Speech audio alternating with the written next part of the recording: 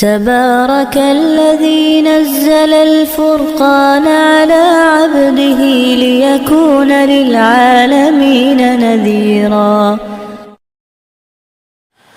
السلام علیکم ورحمۃ اللہ وبرکاتہ۔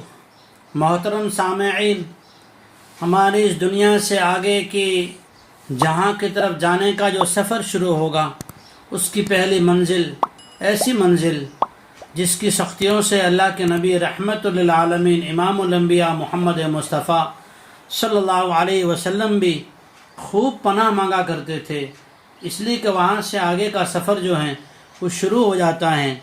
وہ پہلی منزل ہیں، اس کے بعد کے مراحل بھی بڑے ہی سخت ہیں، لیکن سوچئے کہ رحمت والے نبی صلی اللہ علیہ وسلم بھی اس سے پناہ مانگ رہے ہیں۔ وہ کون سی دعا ہے؟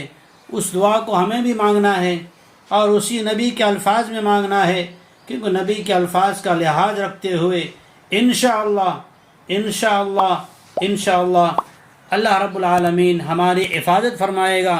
بخاری شریف کی روایت ہے، ابو ہریرہ رضی اللہ تعالیٰ عنہ روایت کرتے ہیں کہ آپ صلی اللہ علیہ وسلم یہ دعا بہت زیادہ مانگا کرتے تھے، اللہم انی اعوذ بک من عذاب القبر، اللہم انی اعوذ بک من عذاب القبر، اللہم